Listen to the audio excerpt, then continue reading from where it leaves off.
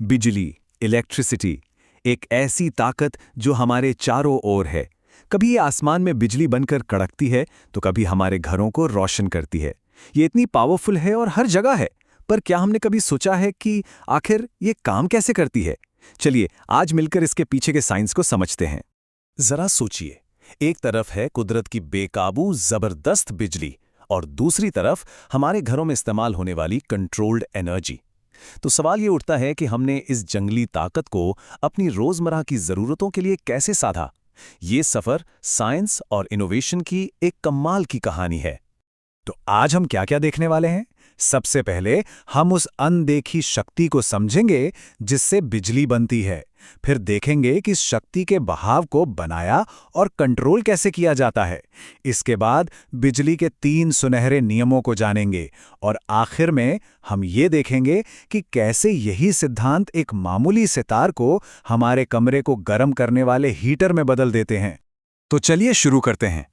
बिजली को समझने की शुरुआत होती है उसके सबसे छोटे, सबसे बुनियादी हिस्से से, जिसे हम कहते हैं चार्ज या आवेश। असल में सारी कहानी यहीं से शुरू होती है।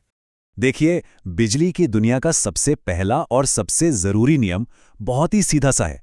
चार्ज 2 तरह के होते हैं, पॉजिटिव और नेगेटिव। नियम यह है कि जो अलग हैं, मतलब ऑपोजिट चार्ज, वो एक दूसरे की तरफ खींचते हैं और जो एक जैसे हैं वो एक दूसरे को दूर धकेलते हैं। बस यही खिंचाव और धकेलना बिजली के हर कॉन्सेप्ट का बेस है। ठीक है, ये तो समझ आ गया कि वो एक दूसरे को खींचते या धकेलते हैं, पर इस ताकत को नापे कैसे? यहीं पर आता है कूलम्ब का नियम। यह नियम हमें बताता है कि चार्ज जितना बड़ा होगा, उनके बीच की फोर्स उतनी ही ज्यादा होगी, और उनके बीच दूरी जितनी ज्यादा होगी, फोर्स उतनी ही कमजोर पड़ जाएगी। है ना सिंपल? तो अब तक हमने चार्ज को समझ लिया, लेकिन सोचिए, अगर ये चार्ज बस एक जगह रुके रहें तो हमारे किसी काम के नहीं, है ना? असली खेल तो तब शुरू होता है जब हम इन्हें एक कंट्रोल्ड तरीके से चलाना सीखते हैं, और यहीं से हमारी दुनिया में रोशनी होती है। और जब यही चार्ज किसी तार, मतलब किसी कंडक्टर में एक लाइन में बहने लगते हैं, बस इसी को हम कहते हैं इलेक्ट्रिक करंट। इसे ऐसे समझिए जैसे किसी पाइप में पानी बह रहा हो, फर्क बस इतना है कि यहाँ पानी नहीं, चार्ज बह रहा है। लेकिन एक मिनट, इस बहाव को लगातार चलाए कौन रखेगा?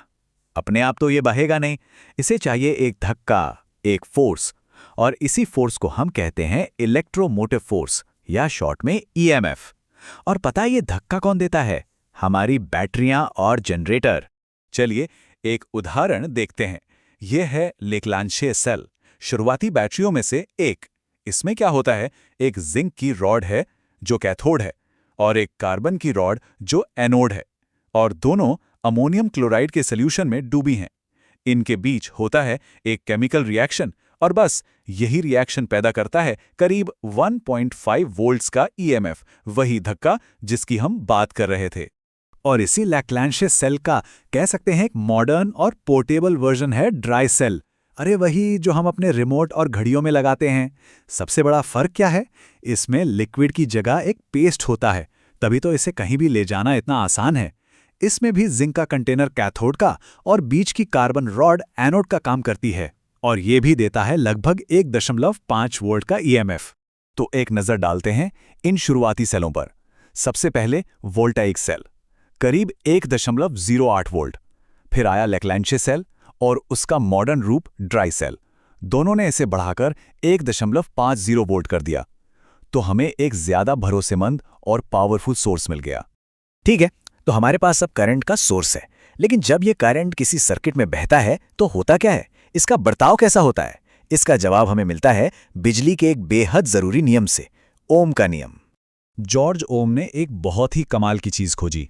उन्होंने पाया कि अगर तापमान ना बदले तो किसी तार में बहने वाला करंट सीधे सीधे उस पर लगाए गए वोल्टेज पर निर्भर करता है। मतलब सीधी सी बात है, जितना ज्यादा वोल्टेज का दबाव होगा उतना ही ज्यादा करंट बहेगा। तो ओम के नियम ने हमें 3 चीजों के बीच का रिश्ता समझाया, वोल्टेज, करंट और रेजिस्टेंस। ये तीनों एक दूसरे से जुड़े हैं, और ये पिरामिड यही दिखाता है कि अगर आपको कोई भी 2 चीजें पता हैं तो आप तीसरी को आसानी से निकाल सकते हैं। तो चलिए इन तीनों को एक एक करके समझते हैं। सबसे पहले वोल्टेज। जैसा हमने पहले कहा, ये वो दबाव या प्रेशर है जो चार्ज को सर्किट में धक्का देता है। इसकी यूनिट है वोल्ट। दूसरा है करंट। ये है बहाव की रफ्तार, मतलब 1 सेकंड में कितना चार्ज बह रहा है, और इसे हम नापते हैं एम्पेयर में। और अब तीसरा और मेरे हिसाब से सबसे दिलचस्प, वो है रेजिस्टेंस यानी प्रतिरोध। ये क्या है? ये करंट के रास्ते में आने वाली रुकावट है। हर मटेरियल करंट को थोड़ा बहुत रोकता है, जो करंट के बहाव को धीमा करता है, और यही रुकावट हमारे अगले टॉपिक की चाबी है।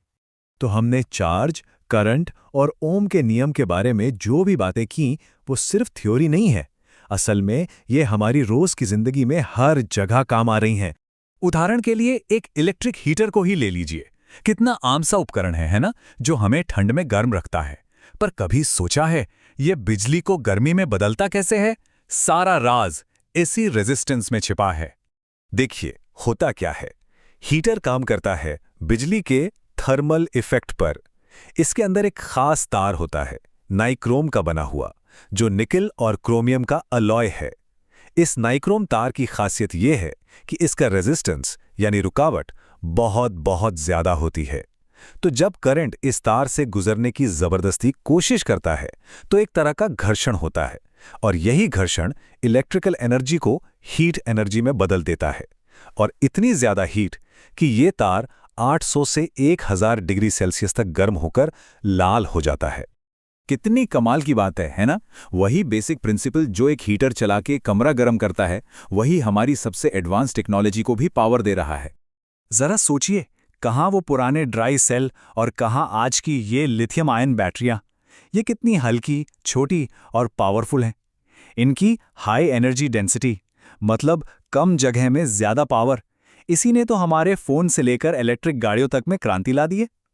और ये सब काम करता है उसी ईएमएफ के सिद्धांत पर, जिसके बारे में हमने शुरू में बात की थी। तो आज हमने देखा कि कैसे चार्ज, करंट और रेजिस्टेंस जैसे कुछ आसान से सिद्धांत मिलकर हमारी पूरी दुनिया को चला रहे हैं। और ये एक सवाल भी खड़ा करता है, बैटरी टेक्नोलॉजी में अगला बड़ा ब्रेक थ्रू क्या होगा, और वो हमारे लिए क्या कुछ नया लेकर आएगा। भविष्य जो भी हो, लगता तो काफी एनर्जेटिक है।